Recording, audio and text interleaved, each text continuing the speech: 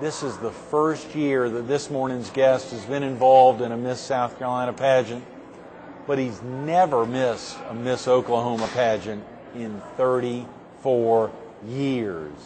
Who is he? You'll meet him coming up next on Carolina People.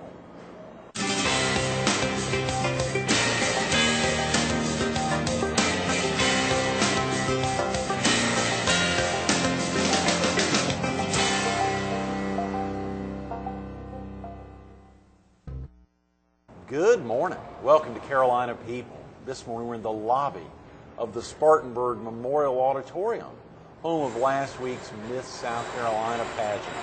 We're focused on the pageant, and we're visiting with one of its judges, its head judge, Jack Cooper. Good morning, Jack. Good morning.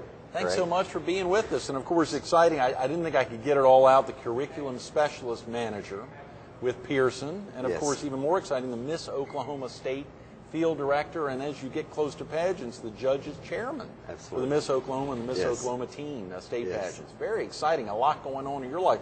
3 titles there, 2 of those are volunteer and 1 full-time gig that pays the bills, I guess. Absolutely, yes. Working with Pearson must be exciting. It is exciting. As a former educator, I was in education for 18 years, an elementary school teacher and then principal, and then I had an opportunity to go work for a publishing company which publishes educational materials from kindergarten through 12th grade, actually through college. Really? And so with Pearson, I'm able to work with teachers across the Southwest region, not only in finding their needs of what they're looking for in new textbooks, but not only textbooks through technology, but also helping schools once they adopt a program to in-service and to provide that professional development that their teachers need. So it's still tied to education. Hearing you talk with some of the judges last week at one of the homes, at one of the dinners, about the excitement about being with a company like Pearson, that's had an impact on youth, many youth who've gone on and who are your age, our age, to today.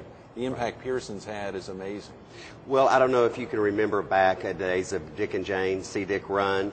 We like to say that we taught America to read with our beginning reading programs. But of course, that was back in the 50s, 60s, and a lot has been changed as far as the knowing what we need to know about the research on how students learn to read, and we have kept up with that, and I believe our company is on the cutting edge, not only through the print but through the technology, because we know our kids today were born clicking.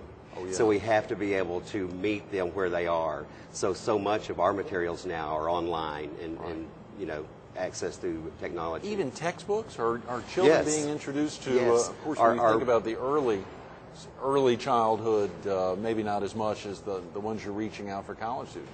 A kindergarten teacher can walk into her classroom today and teach her entire curriculum through the computer. No. Through technology, through smart boards, as they call them, which really engages the students. So it meets, again, as I said, where the students are, but we also know that it's also important for students to be able to read and have that print material. So we're listening to teachers, we're listening to what they need, and we're meeting those demands. Having been a principal yourself, Jack, must have a special role there. Having been a teacher and then a principal, so the excitement for you as you look back on your days as a principal, what was the most exciting aspect of that?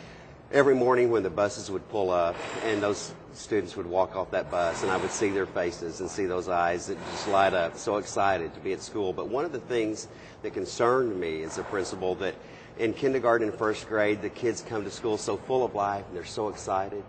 But as they went through the educational process, as they became older, that enthusiasm and that excitement for learning would begin to wane. So that burdened me a lot. What are we doing as educators? What are we doing as a society that is squelching that love and that desire for learning? So that was one of the things that kept me up at night, but knowing that I could make a difference in just 1 or 2 lives. And I believe that many times I would look into a particular student's eyes and I think, okay, Jack, this one needs me. Wow. So that's what kept me going every day, and that's what motivated me. And the reason I left, because a lot of people were shocked that I got out of that environment, was that I wanted to leave when it still hurt to leave. Because I had been a student of some teachers, perhaps that, you know, maybe that wasn't their first love. Right. So I did not want to be one of those people, as I called it, inflicted school scars on kids. I wanted to be able to leave when it still hurt to leave, while I still loved it and believed in it, and still would be able to work in that industry as well, in a different aspect. And when you left, you've stayed with that same company virtually since then? Yes. Yeah. Now, the company name has changed through a couple of years, as we all know, in our corporate America, sometimes names change, but yet the company, I've remained. Right. Speaking of that corporate America, this is a UK-based company. I saw in reading a little about them, and their stock trading on the London Stock Exchange, but they are making an impact worldwide. I think they own the Financial Times. Absolutely. Yeah. Our main offices are here in the United States, in Glenview, Illinois, Upper Saddle River, New Jersey, and so that's where the product is developed. That's where it's created and produced. So your love is in Oklahoma. I think I saw you working out of Dallas, though. So we have a regional satellite office in Dallas, but yet I work not only in Texas, but also Oklahoma, Arkansas, Louisiana, and New Mexico. So I'm a regional manager. Sure. So, but I am originally from Oklahoma. Was born and raised there. That's where I will always be. They've tried to make a Texan out of me, but they haven't been successful. I heard Adrian Johnson last week working hard on that. He's tried. That's right. One of the other judges. Yes. It's not going to happen. So. How exciting, Jack, for you to think about in the same way looking into some of those children's eyes and thinking they need me. You've probably seen it with some of the pageant contestants in the past. Absolutely.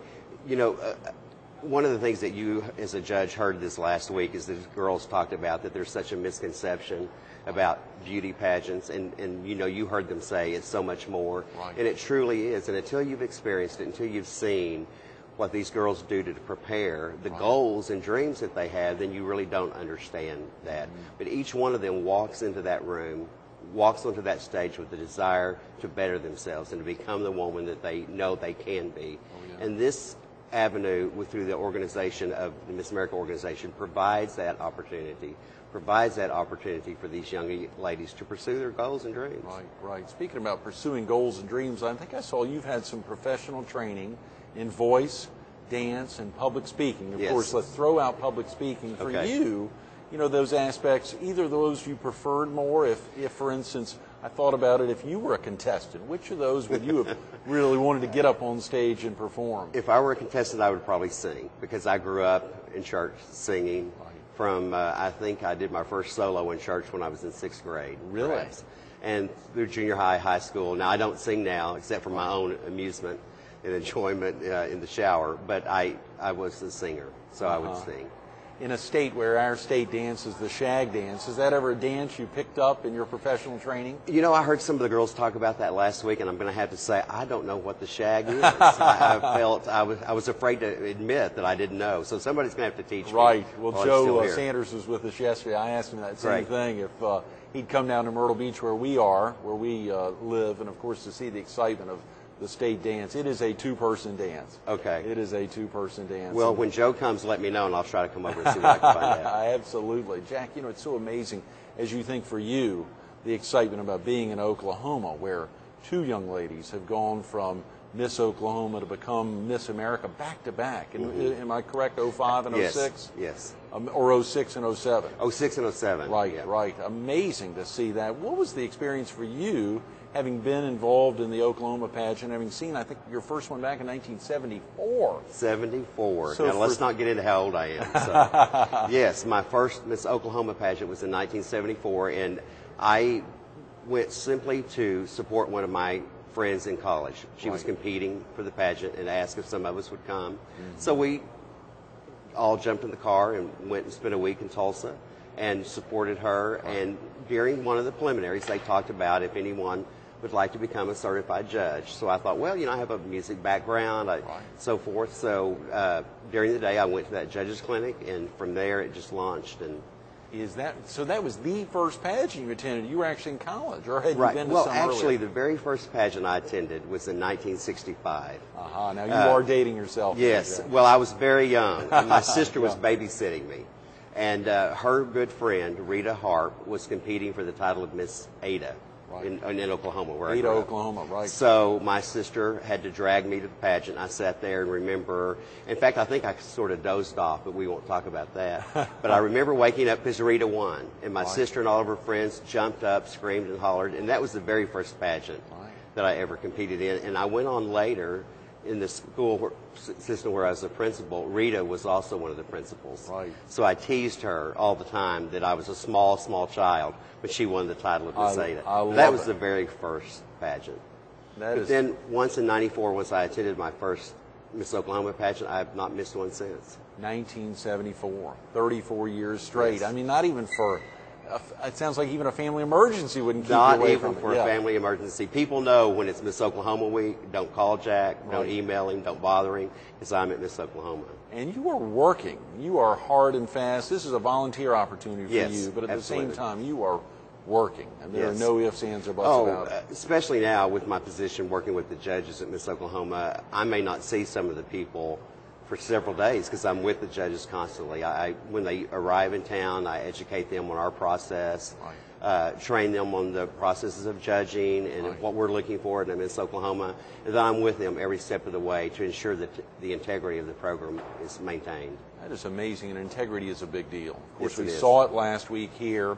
Judge Lee, a real-life judge, Judge Allison Renee Lee, one of the other 4 judges, will be with us tomorrow. I want to talk to her about that, but integrity is really a big, big aspect of what the judges have to go through, or have to live their lives. It is, but it's a great responsibility because with the stroke of the pen on a Saturday night, you're going to change a young girl's life forever.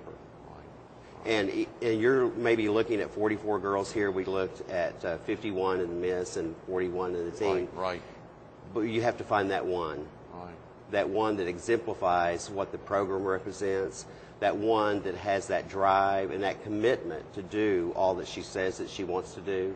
And it is a responsibility. It's not, while we had a great time and it was a lot of fun and great food and fellowship, the responsibility still remains that you have to find the right girl for that title. Viewers really want to know, what does it represent? What's it all about, Jack? Of course, for you, are there differences, any major differences? I assume they're virtually the same of what Miss Oklahoma represents and what Miss South Carolina represents in their quest for the ultimate crown there. Right. Well, each girl is a state representative. So, but the main objective, their main goals are the same, but they also represent their own in state.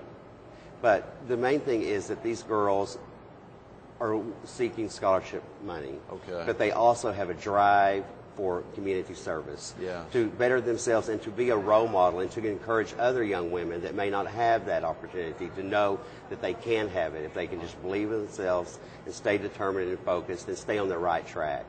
Right. It was very exciting to hear Judge Adrian, Judge Johnson, last week at one of the dinners afterwards talking about young women, and some of the women who talked about math being a real special subject for them, or wanting to go into engineering in the future, and to hear him talk about, as an educator, and I'm sure you see it, having been active even with kindergartners, someone, the one who were really passionate about their profession, giving that to a student, letting a girl know, you can be an engineer, you could be a scientist, you could get out and do everything, where we thought about an Albert Einstein or a man holding that role, letting them know, and truly, you've got to start early. Absolutely, and and we heard the teen interviews, and so many of those young girls said there are no positive role models in the media today. There's no one on TV that they can look up to. So we, as an organization, through the Miss America organization, through the Miss South Carolina organization, Miss Oklahoma, we have to provide those role models for these younger people, so to give them a sense of hope that they can become all they can be, because it's not always, that sense of hope is not always there. Yes.